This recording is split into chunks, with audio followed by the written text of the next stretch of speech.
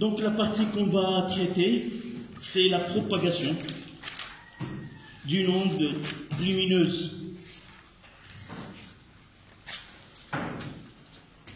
Je vais essayer de donner un résumé de cette leçon. Est-ce que par hasard quelqu'un d'entre vous a vu le cours que j'ai enregistré avant? Non. Quels moyens utilisez-vous avec les autres profs pour faire aucun moyen? Aucun prof oui. Donc, vous êtes seul, vous débrouillez de vos manières.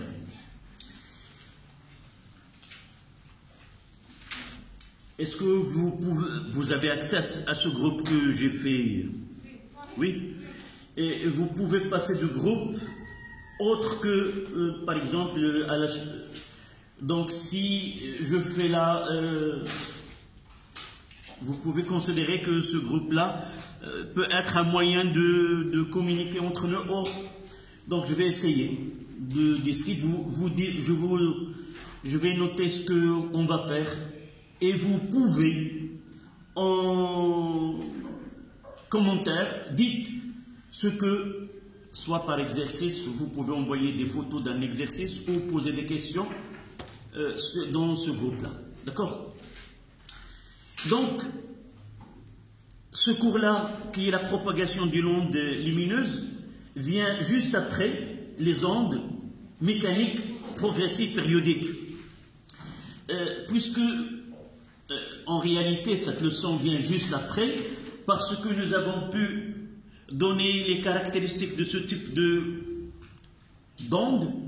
Nous avons vu que ces ondes sont en réalité, c'est une propagation de l'énergie dans un milieu matériel au cours duquel ce que se produit, si vous voulez, c'est une propagation de l'énergie et non pas de la matière.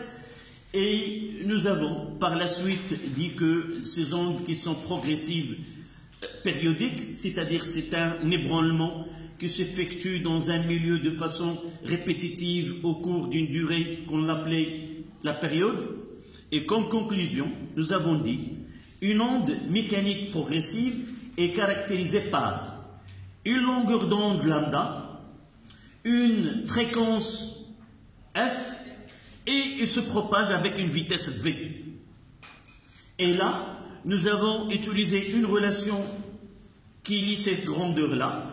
D'une façon générale, cette vitesse de propagation est égale à la distance divisée par le temps nécessaire pour se propager durant cette distance. Et nous pouvons transformer cette relation que v est égal à lambda sur t, qui est égal à lambda fois la fréquence. Donc, c'est la seule relation qu'on va utiliser. Là, ce que je viens de dire là, c'est donner cette comparaison entre les deux. Ce qui reste, c'est que voici le premier paragraphe de cette leçon, c'est comment mettre en évidence par expérience que vraiment la lumière est une onde comme les autres ondes mécaniques que nous avons traitées. Lors de l'étude des ondes mécaniques progressives périodiques, nous avons constaté que ces ondes, lorsqu'ils traversent un obstacle où il y a une ouverture, il se produit un phénomène qu'on appelle la diffraction. La diffraction, c'est en réalité en passant à travers une ouverture qui a une ouverture de dimension comparable à celle de la longueur d'onde, et ce produit, on obtient de l'autre côté une onde qui est circulaire, où il y a une succession des zones éclairées et sombres. Et la longueur d'onde de l'onde diffractée, elle est la même que celle de l'onde incidente, et aussi la même fréquence. Et si les deux milieux sont les mêmes, elles se propagent de l'autre côté avec la même vitesse. Donc, le seul moyen dans notre programme pour dire qu'un phénomène est une onde, il suffit de vérifier s'il peut donner le phénomène de diffraction. C'est-à-dire, si nous utilisons une onde, si nous utilisons de la lumière, on n'a pas encore dit qu'il s'agit bien d'une onde. Si nous utilisons une lumière et nous essayons de la faire traverser à travers un obstacle où il y a une ouverture, à partir d'une dimension donnée de cette ouverture, on observe le phénomène de diffraction. C'est-à-dire de l'autre côté de cet obstacle, selon le type d'ouverture que nous utilisons, on trouve des zones qui sont éclairées, séparées par des zones sombres. C'est-à-dire, le phénomène qu'on observe avec la lumière nous prouve que vraiment la lumière est une onde. Pourquoi? Parce que nous obtenons ce phénomène de diffraction. Pour être pratique, dans un exercice, la première des choses qu'on propose, soit qu'on donne un dispositif expérimental qui est mis en évidence ce phénomène de diffraction dans la lumière, soit on demande de schématiser ce dispositif sur notre feuille ou comme réponse. Je m'explique. Soit qu'on donne un schéma, par exemple de cette façon-là.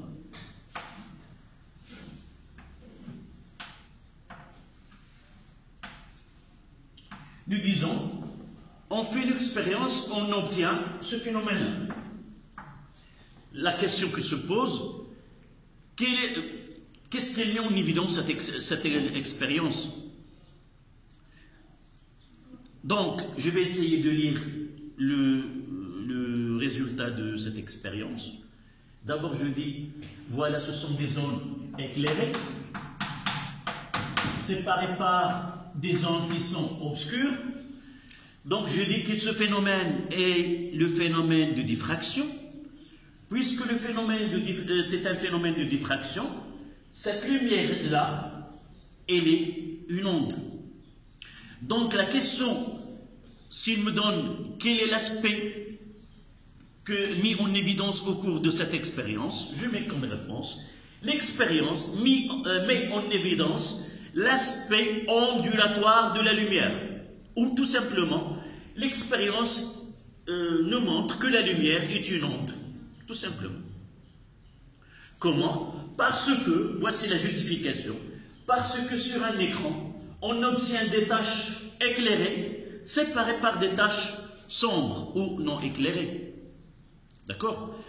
Nous avons déjà parlé, là je mélange un exercice avec le cours, nous avons déjà parlé de phénomène de diffraction.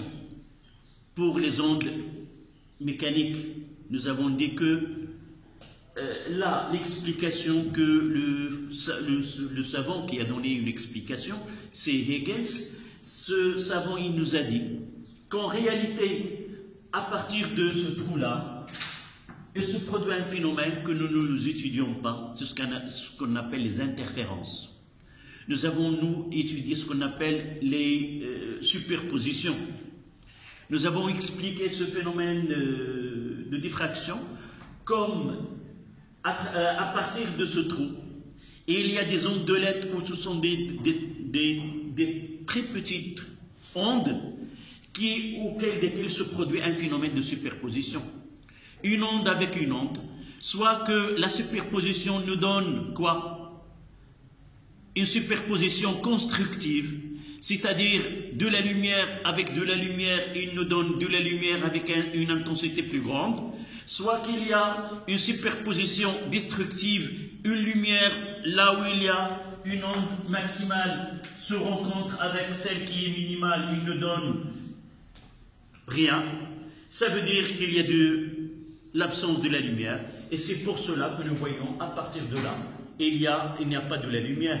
Là, il y a une superposition qui est destructive. On lui dit que lumière là, lumière plus lumière, il nous donne l'obscurité. Et la lumière plus lumière, il nous donne plus, entre guillemets, de la lumière. c'est-à-dire l'intensité lumineuse là, elle est très grande relativement à une autre région. D'accord? Donc, nous devons, la première question, expliquer cette mise en évidence du phénomène. La deuxième, c'est de comparer ce qui se passe dans un écran relativement à ce qu'on utilise ici. Ce phénomène de diffraction, on utilise là un obstacle, soit qu'il y a une ouverture très étroite de largeur A, et là c'est opaque, c'est-à-dire il ne laisse pas passer de la lumière. Soit l'inverse, on peut avoir le même phénomène en remplaçant cette ouverture-là uniquement par un fil ou un cheveu. C'est-à-dire, là, il n'y a rien, c'est transparent, mais là, il y a un fil ou un cheveu. Et la dimension, si vous voulez, là, ça sera A. J'utilise soit ce dispositif-là, soit celui-là. Si je garde cette distance D la même, j'obtiendrai le même schéma, soit avec ce diaphragme, soit avec celui-ci. Je ne peux pas différencier vraiment si j'ai utilisé celui-là ou l'autre. D'accord? C'est-à-dire dans un exercice. On peut commencer par l'exercice qu'on utilise un diaphragme où il y a une ouverture avec une largeur A. Et vers la fin de l'exercice, qu'est-ce qu'on nous demande? On remplace ce diaphragme-là par l'utilisation d'un cheveu ou d'un fil qui est très mince. La même relation mathématique, la même expression, sauf dans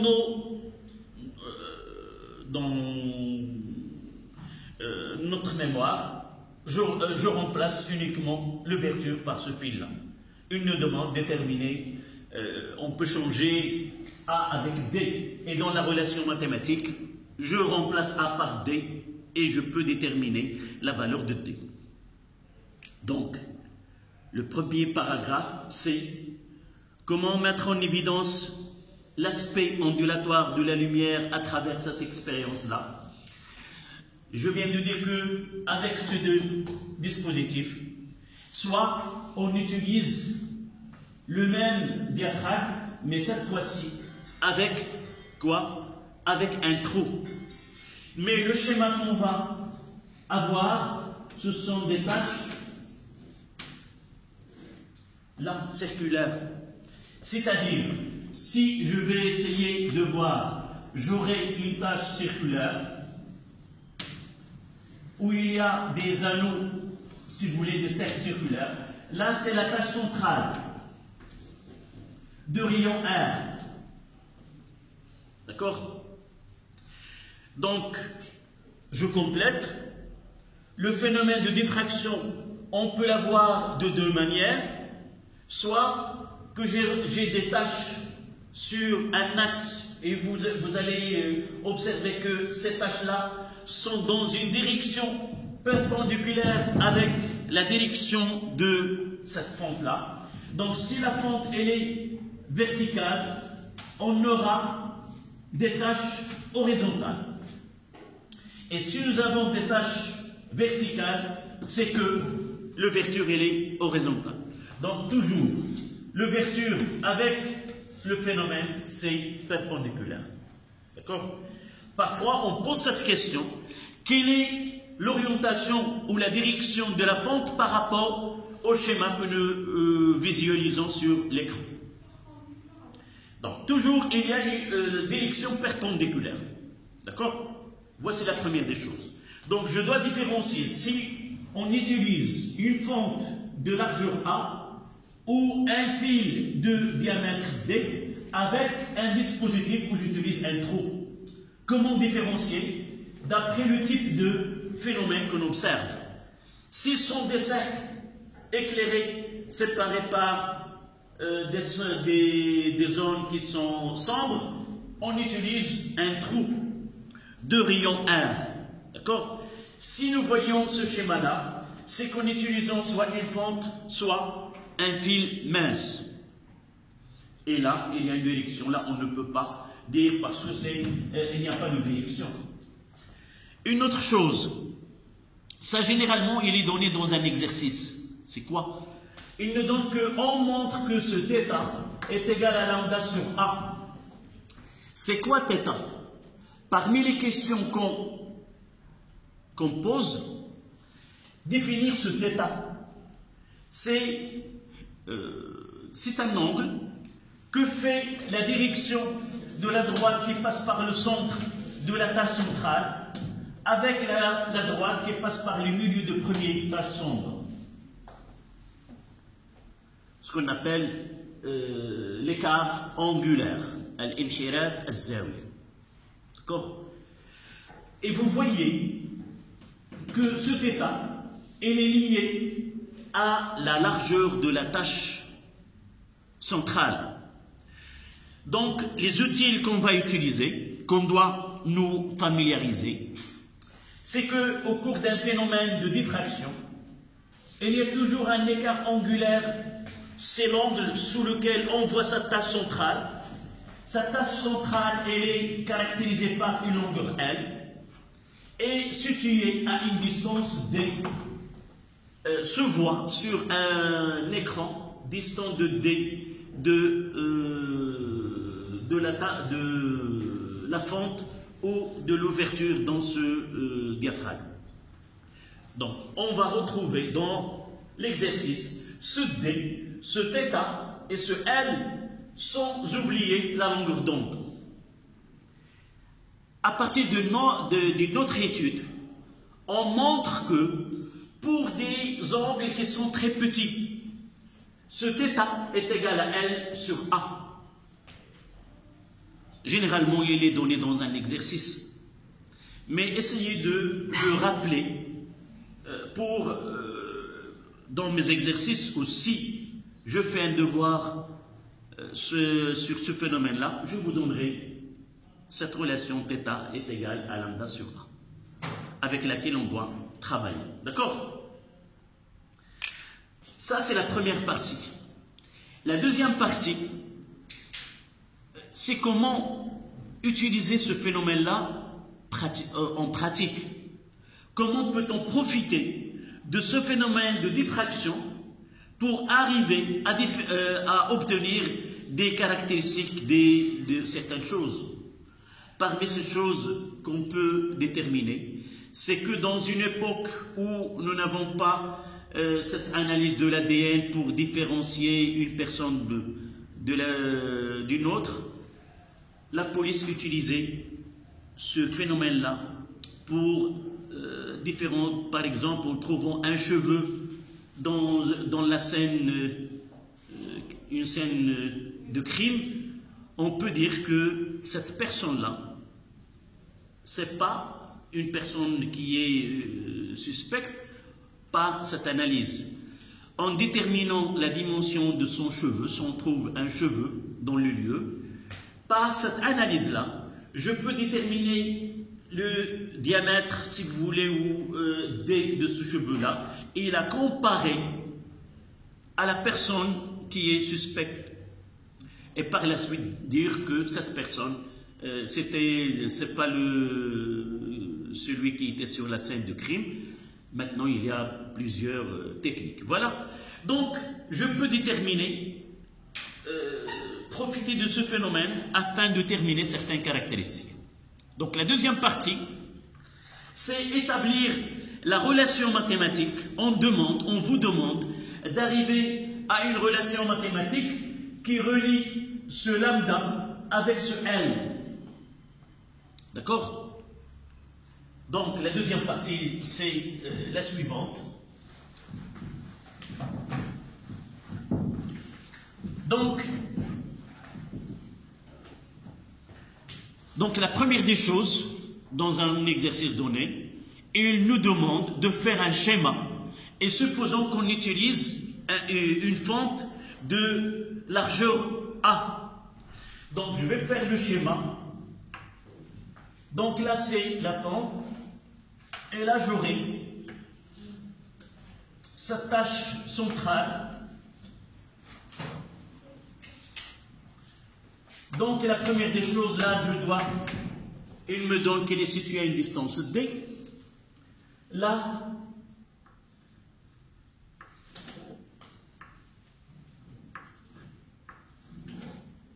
donc là c'est θ. Je dois être capable de faire ce schéma et de connaître les grandeurs. Là c'est L. D'accord? Et là se trouve ce petit a. Donc je dois être capable de faire ce schéma et d'établir que θ il est très petit.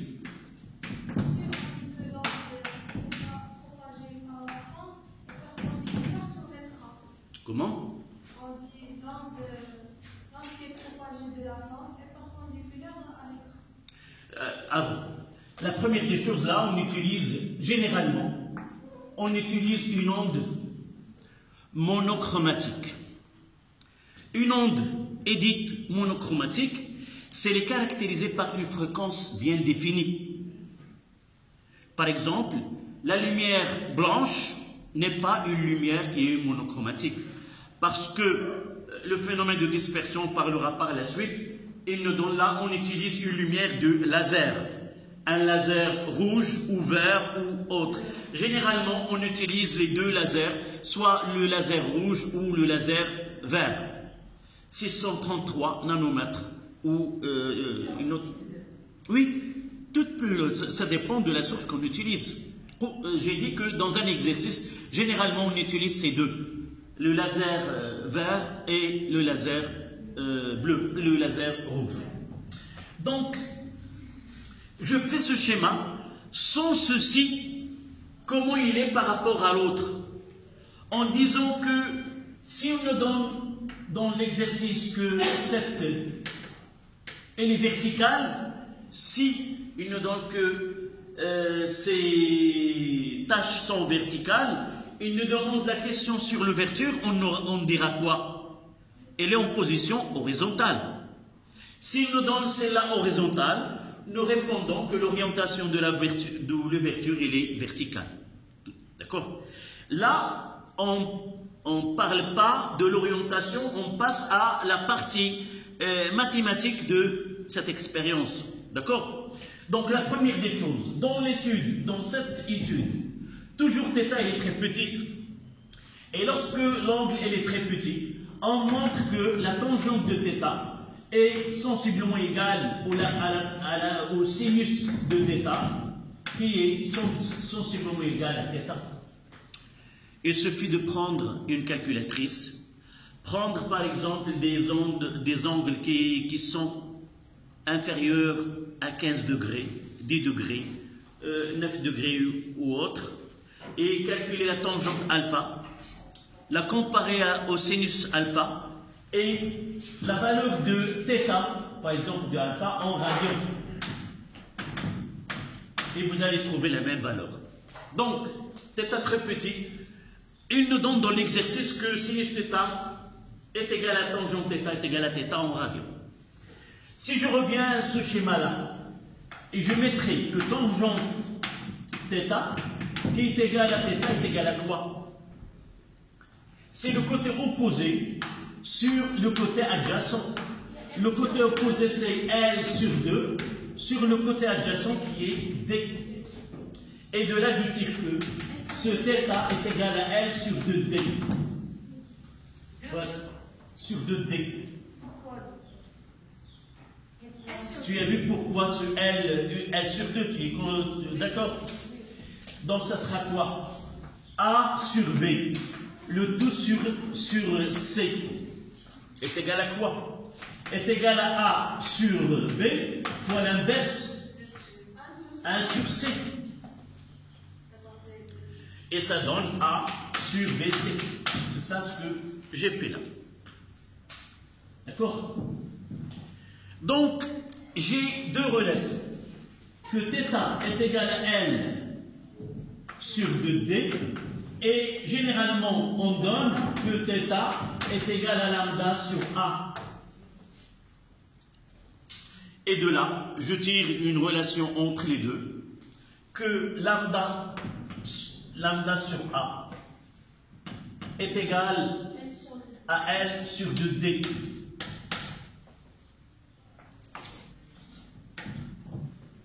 Voici la relation à partir desquelles les questions que viennent dans l'exercice, ça dépend de ce qu'on veut de cette relation-là.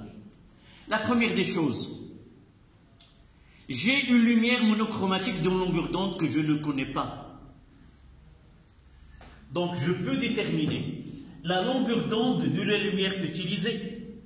Et par la suite, pour une ouverture de dimension A, à une distance bien définie au préalable, à l'avance, je peux voir une tache de longueur L, de la lire sur l'écran, et par la suite, je peux déterminer la valeur de cette longueur d'onde est égale à A fois L sur 2D. Et vous voyez comme résultat de ce phénomène-là, cette mise en évidence de l'aspect ondulatoire de la lumière nous permet d'arriver à calculer la longueur d'onde d'une lumière qui est monochromatique.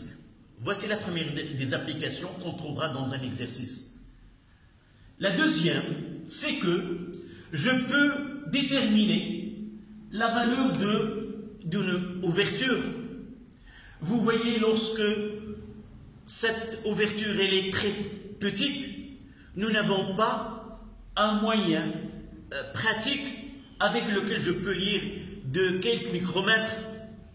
On n'a pas de règles, on n'a pas des outils qui nous permettent de déterminer une ouverture de quelques micromètres. La règle peut déterminer 1 cm, 2 cm, 2 mm, ainsi de suite. Mais des valeurs de l'ordre de micromètres, c'est difficile de trouver un outil capable de faire cette opération. Donc là, je peux utiliser ce phénomène-là afin de déterminer, par exemple, la dimension d'un cheveu. Comment? Je vais remplacer cette ouverture par un cheveu. Je garderai la même distance D et même longueur d'onde qui est connue. Par exemple, on utilise une lumière monochromatique de 633 nanomètres, donc elle est connue à l'avance. Et par la suite, nous lisons ce L sur l'écran. Je peux déterminer ce A. Donc A, ça sera lambda fois 2D sur L. Et les données, ça c'est les données, là on peut la lire sur l'écran. Et par la suite, je peux déterminer ce A. Voici un exercice. Généralement, les questions qu'on peut poser dans un tel exercice, c'est pas difficile. La difficulté là réside en quoi? Réside à faire ce schéma et établir cette relation. Une fois cette relation est établie, je peux faire une application. Je la garde de cette façon-là et je peux la convertir selon la question demandée. Soit la longueur d'onde, soit de A, soit qu'on modifie la distance entre l'écran et ce diaphragme-là. Donc on peut demander D. Quand on peut, connaissant lambda et A et D, je peux déterminer quelle est la dimension de cette tâche à l'avance. D'accord? Donc voilà un tel exercice, ce qu'on demande. Donc ça c'est la partie de le phénomène de diffraction. La dernière partie, je viens de dire tout ce qui est lié, j'ai utilisé dans la notion de la lumière monochromatique et de la lumière polychromatique. La deuxième partie de cette leçon, c'est ce qu'on appelle la dispersion de la lumière. La dispersion de la lumière, comme le mot dispersion veut dire que, au lieu d'avoir des feuilles regroupées là, je peux disperser ces feuilles. Je peux voir chaque feuille de façon indépendante de l'autre. Au lieu d'être de cette façon-là, je peux les disperser et visualiser chaque feuille de ce groupement-là. Donc, avant de dire qu'il y a une dispersion, la première des choses, il faut avoir en tête que j'ai plusieurs feuilles. Parce que si j'ai une feuille, je ne peux pas la disperser. D'accord? Je peux la uniquement dévier. De la même façon, le phénomène de dispersion, se fait uniquement pour une lumière qui est polychromatique. C'est-à-dire, c'est une lumière qui est formée de plusieurs couleurs. Pour nous, les humains, nous ne pouvons voir des couleurs que dans un spectre visible entre le rouge et le violet. Mais il y a d'autres lumières monochromatiques qui sont hors de cet intervalle que l'œil humain ne peut pas observer, ne peut pas apercevoir. D'accord? Comment pratiquement différencier une lumière qui est monochromatique d'une lumière qui est polychromatique? Donc le phénomène qui permet de différencier, c'est utiliser un milieu qui est dispersif. Ce milieu qui est dispersif, nous l'avons déjà utilisé dans les ondes mécaniques. Rappelez-vous, nous avons défini un milieu dispersif. Qui peut nous rappeler cette définition?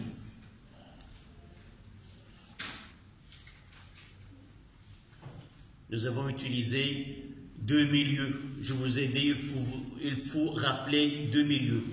L'air et l'eau. L'air, c'est un exemple de milieu non dispersif et l'eau est un milieu qui est dispersif. Qu'est-ce que ça veut dire un milieu non dispersif? C'est que dans un tel milieu, si nous essayons de faire la propagation de deux ondes de fréquences différentes, elles auront la même vitesse dans ce milieu-là. C'est-à-dire que la vitesse de propagation dans un milieu non dispersif, elle est indépendante de la fréquence. Je vous ai donné l'exemple d'un orchestre qui joue avec des instruments musicaux qui donnent des fréquences différentes et les gens qui assistent à ce concert-là de musique, ils entendront les mêmes notes musicales aux mêmes instants, même s'ils ont des fréquences différentes. On dit que l'air est un milieu non dispersif pour le son. Mais dans l'eau, si nous essayons de provoquer des ondes mécaniques de fréquences différentes, on observera des longueurs d'onde différentes et par la suite, on aura des vitesses différentes. En résumé, si un milieu est dispersif, ça veut dire que la vitesse de propagation de l'onde dépend de la fréquence de cette onde. C'est le cas pour les ondes lumineuses. Nous venons de dire que la lumière est une onde électromagnétique. Ça veut dire que c'est une onde qui est formée de deux grandeurs, un champ électrique E et un champ qui est un champ magnétique B. Ces deux vecteurs-là sont perpendiculaires. Et la première des choses, il faut savoir que les ondes électromagnétiques sont des ondes sphériques transversales. Parce que ces deux vecteurs-là, E et B qui sont perpendiculaires. Tous les deux sont perpendiculaires à la direction de propagation. Donc, c'est une onde qui est transversale. D'accord? Onde sphérique transversale. Vous allez sur le groupe, vous aurez des images de ce cours-là.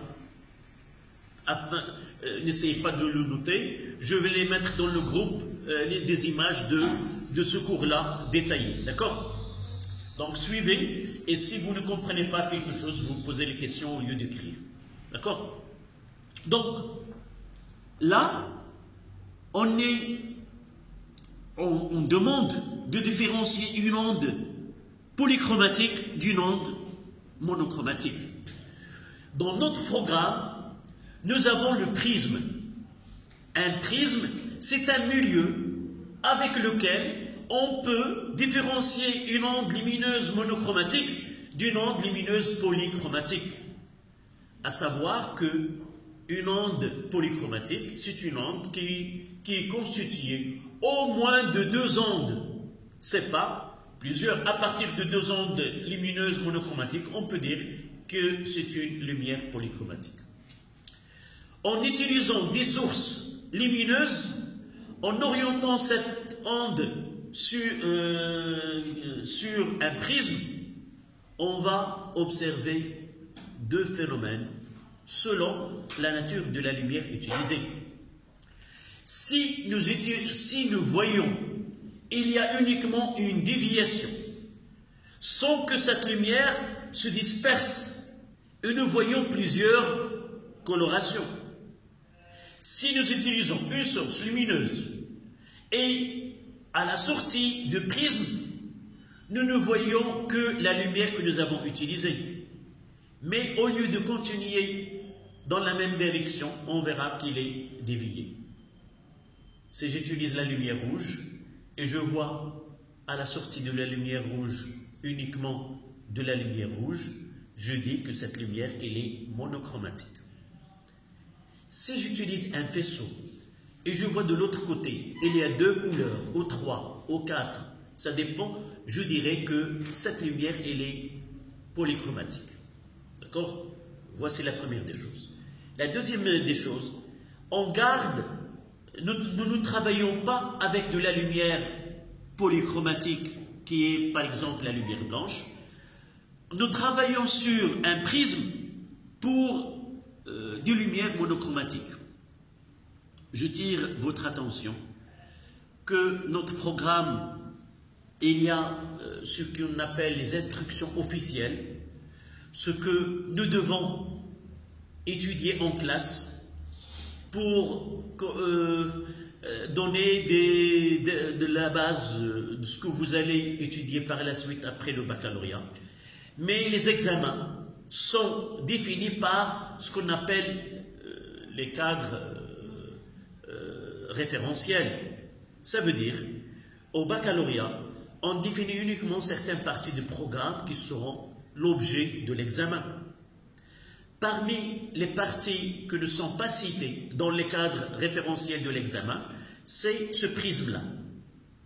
Ça veut dire, en classe, nous devons l'étudier. Nous devons faire des exercices. Je peux, dans un devoir surveillé, donner des questions à propos du prisme et cette partie. Mais vous n'allez pas le retrouver dans un examen national. D'accord? Donc, sachez cette différence. Là où il y a cette problématique, je vais vous dire que cette partie-là, vous n'allez pas le trouver en baccalauréat, mais vous allez le trouver en classe. D'accord? Donc, dans un examen national, vous n'aurez pas cette partie qui est le prisme et les questions posées par ce prisme. Donc, le prisme, c'est quoi? On va le voir dans un exercice qui est très bref. Le prisme, c'est quoi? C'est un milieu qui est transparent, caractérisé par un indice de réfraction. Donc là,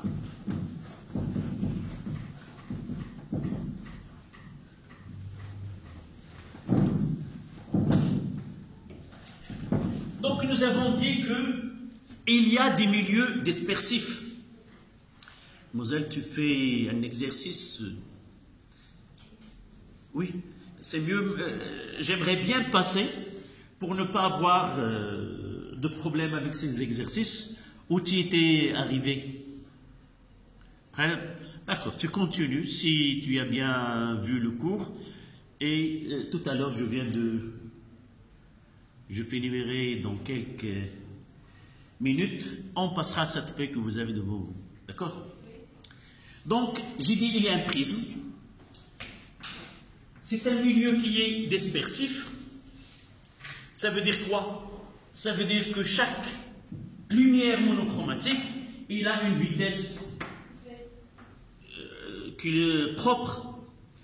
Et cette différenciation entre les ondes lumineuses monochromatiques par le prisme, on associe à chaque lumière monochromatique ce qu'on appelle ce prisme, il lui donne un indice de réfraction qui est égal à C sur VI. Par exemple, si j'utilise une lumière bleue, cette lumière bleue, elle a un indice NB qui est égal à C, c'est la propagation de la lumière dans le vide, sur V de la lumière, la vitesse de la lumière bleue, et ainsi de suite. L'indice de réfraction pour le violet est égal à C sur la vitesse de violet. C'est la célérité de la lumière dans le vide. C'est 3 10 à la puissance 8. Et cette vitesse-là, dans un milieu transparent autre que le vide, cette vitesse, elle est inférieure à C. Ça veut dire que tous ces indices sont supérieurs à A. D'accord? Comment? C, c'est 3 10 à la puissance 8, mètres secondes moins 1. Mais ce V, il dépend du milieu. Et évidemment de cette lumière-là. Oui. C'est quoi? C'est indice de réfraction. Soit qu'il est donné, soit qu'on demande de le calculer. D'accord? Soit qu'on demande de le calculer. Évidemment, à partir d'une relation. À partir d'une relation, je peux connaître V, par la suite connaître cet indice de réfraction. D'accord? Donc, chaque milieu, il a cet indice-là. Et de là, nous pouvons utiliser les relations de prisme. Il y en a 4. Donc, là, c'est la phase 1 et là, c'est la phase 2. Ce prisme, il est caractérisé par un angle A. Donc, un rayon lumineux incident de monochromatique. Là, il y a I, le point d'incidence. Et là, je vais faire ce qu'on appelle la normale.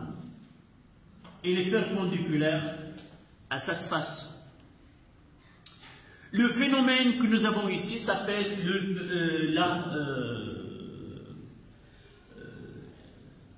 il y a deux phénomènes qui peuvent se produire, soit la réfraction, soit la réflexion.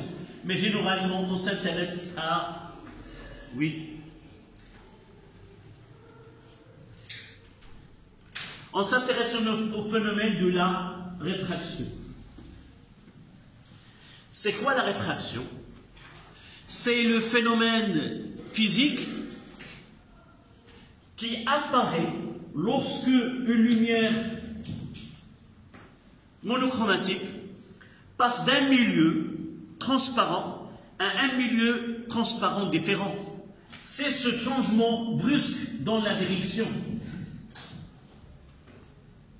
Du fait qu'on passe d'un milieu qui est l'air, par exemple, où 1, 0 est égal à 1, un milieu n qui est différent de 1. Et en arrivant à l'autre face là, il se produit le même phénomène. La réfraction. Pourquoi? Parce qu'on passe d'un milieu d'indice de réfraction n à l'air qui est différent. Et là, on aura, au lieu que cette lumière-là continue cette direction-là, il subit une réfraction comme ça. Donc une lumière incidente sur la première face d'un prisme subit une double réfraction. Mais pour tracer ce chemin-là, nous devons connaître ce qu'on appelle cette réfraction, comment il est en passant d'un milieu, d'un indice de réfraction à un autre. Cette capacité, on l'appelle la réfringence. C'est quoi la réfringence? C'est la capacité d'un milieu à dévier un rayon incident qui immerge dans ce milieu-là. En passant d'un milieu de réfringence, de plus petite réfringence, à un milieu de grande réfringence, tout simplement d'un milieu d'indice de réfraction petit à un milieu de réfraction grand, la lumière réfractée, elle s'approche de la normale. S'approche relativement à cette direction-là. S'il est là, donc il s'approche, on le met au-dessous de cette direction-là. À la sortie de ce côté-là, on passe d'un milieu qui est plus réfringent parce que n est supérieur à n0. Le milieu, c'est le rayon émergé, s'écarte de la normale. Voici la direction. Au lieu de s'approcher, elle s'écarte. Donc on aura là l'angle de réfraction ou l'angle d'émergence. D'accord? Et là, nous avons 4 relations. On ne vous demande pas de l'établir. Vous pouvez l'utiliser et vous allez la voir sur le résumé de cours. Que la première des choses, c'est n, là c'est 1. Sinus de I est égal à n sinus de R. Sinus n, sinus de R' est égal à sinus de I', et A est égal à R plus R', et la déviation D est égale à I plus I' moins A. Vous allez voir sur le résumé comment on établit cette relation-là. D'accord? Voici le cours comme il doit être. Donc, si vous n'avez pas de questions, on passe à la feuille que vous avez devant vous et on va faire la correction. Oui? Où j'ai mis là.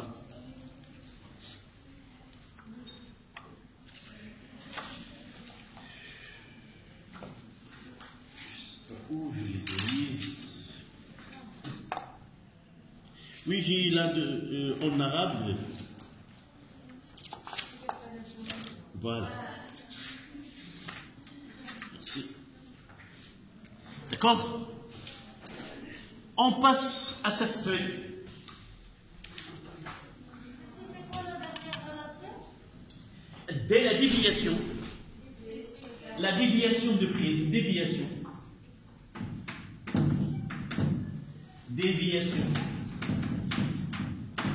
du prisme.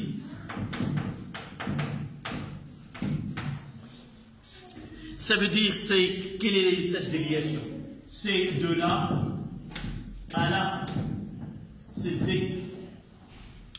Au lieu de continuer dans cette direction,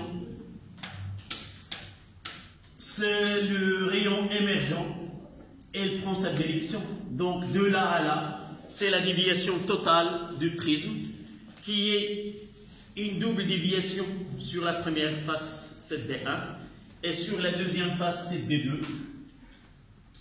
Là, c'est D2. On montre que D, c'est D1 plus D2. Avec D1, il a une relation avec I moins R1. Et D2, c'est I' moins R', ce qui donne I plus I' moins A. D'accord? Donc, on passe à cette feuille.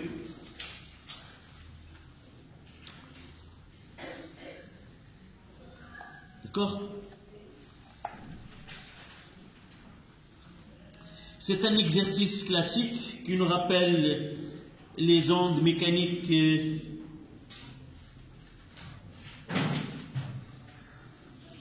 Oui.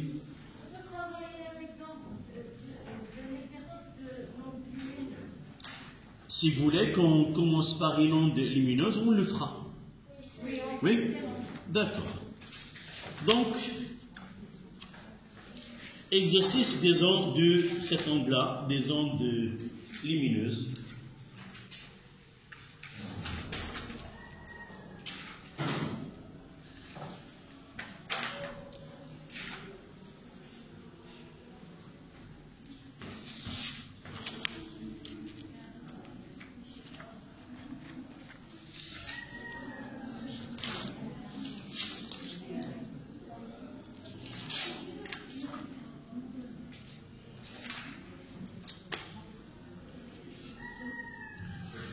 D'accord? Je vous donne les données de l'exercice au tableau.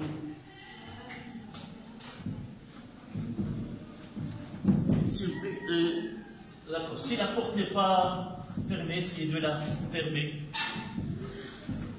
Le dernier qui a...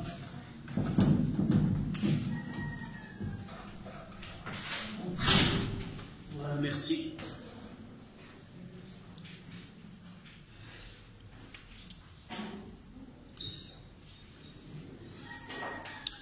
Donc, je lirai l'énoncé et je vais faire le schéma.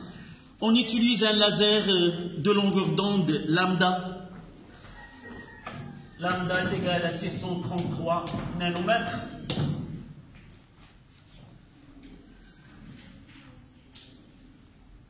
Dans les dispositifs suivants, donc ils nous ont donné le dispositif, vous faites le schéma de dispositif. Là, c'est un laser.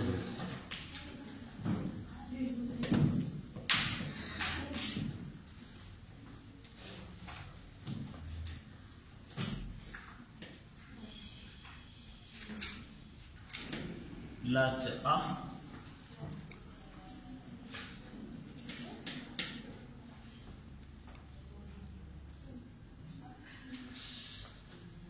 Là, c'est un écran.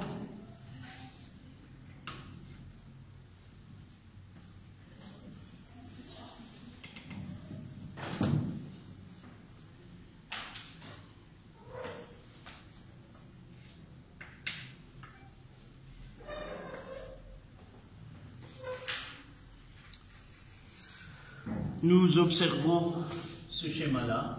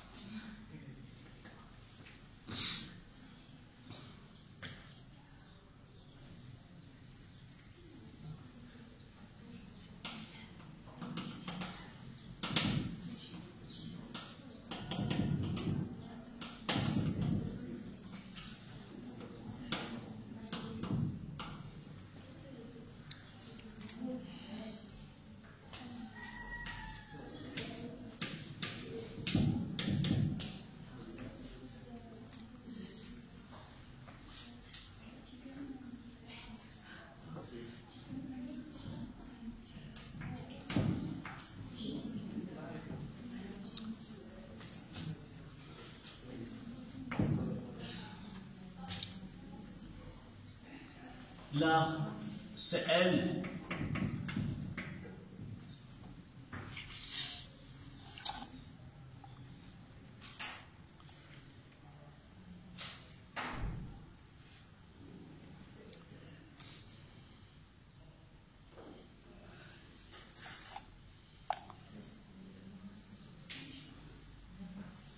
La première question. Quel phénomène ou quel est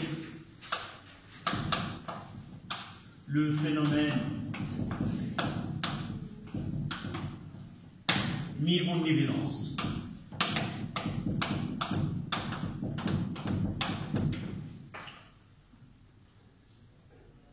quel est le phénomène mis en évidence au cours de cette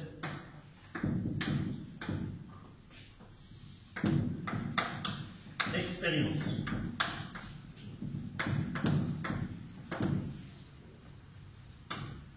Relativement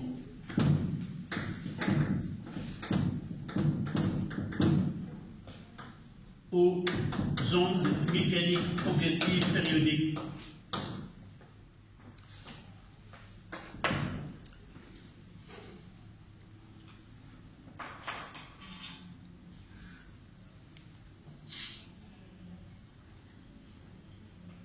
Deuxièmement, on donne θ est égal à lambda sur A de 1 que représente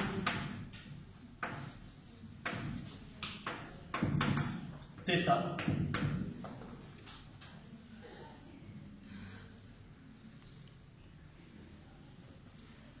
de 2. Comment on varie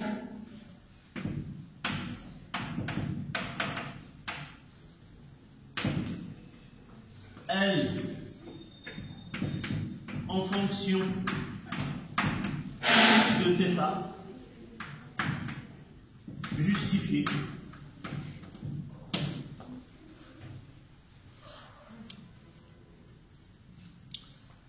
de 3. Établir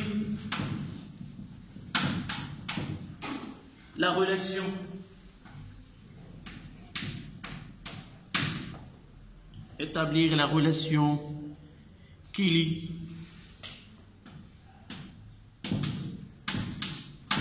A, L et D et lambda,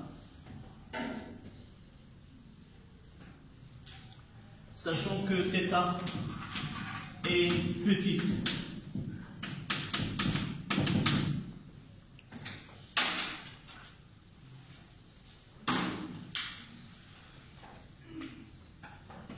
De 4.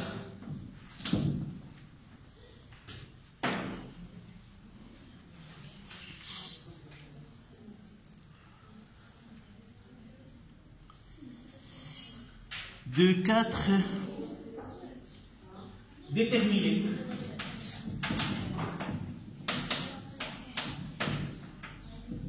la valeur de A, sachant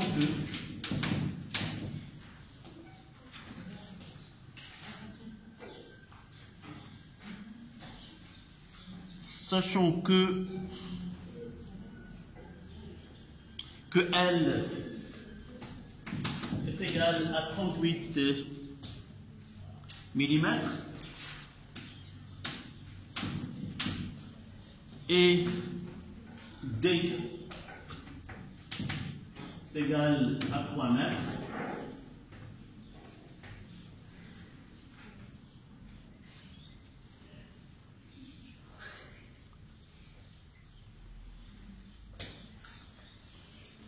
De 5 et dernière question. On déduit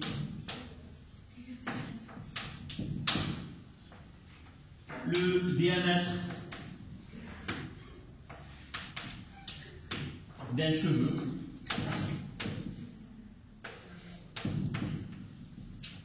en utilisant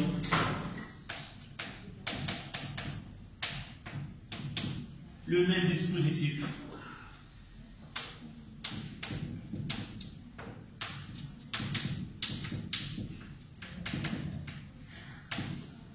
Sachant que L' est égal à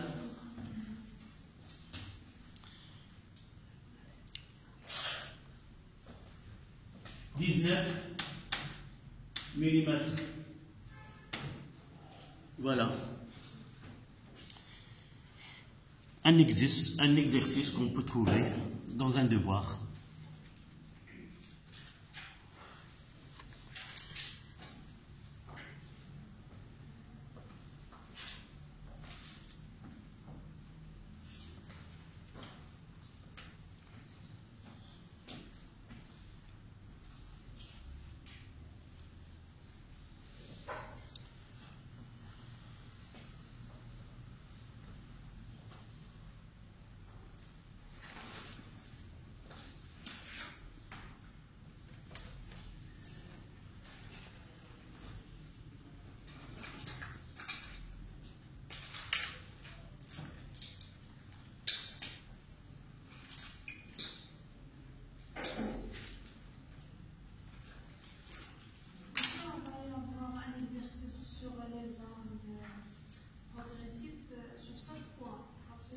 Celui-là, sur les ondes lumineuses, 7 points. Par exemple, combien de questions là? 1, 2, 3, 6. Donc, un point pour chaque question, et on peut avoir un demi-point. Un demi-point, ça dépend, par exemple, ici. Pour établir la relation, celle-là, on peut avoir 1,5 point. Et pour définir un exercice de ce type qui ne dépasse pas 7 points, et les 13 points pour les ondes mécaniques progressives périodiques. Les deux, mécaniques et périodiques, il y aurait 2 exercices, un pour les ondes mécaniques et propagation d'un signal donné, la visualisation de ce signal sur un oscilloscope, déterminer le retard, ainsi de suite.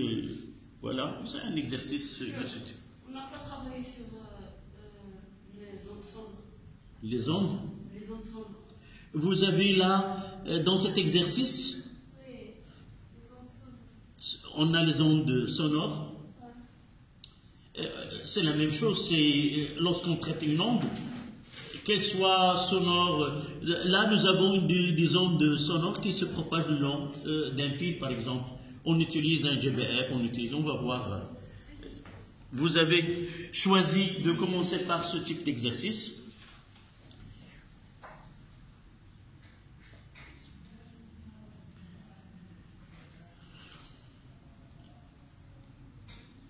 Donc, on va essayer de répondre. Oui. La dernière fois, sachant que L' est égal à 19 mm. Ça veut dire, nous avons utilisé le même dispositif, nous avons changé cette diaphragme avec l'ouverture A par un fil, ce que je viens de dire au début lorsqu'on faisait le petit rappel de relation. C'est-à-dire, nous avons utilisé le même dispositif, sauf au lieu d'avoir ce diaphragme avec une ouverture, nous avons utilisé un cheveu là, et la même distance, la même longueur d'onde utilisée.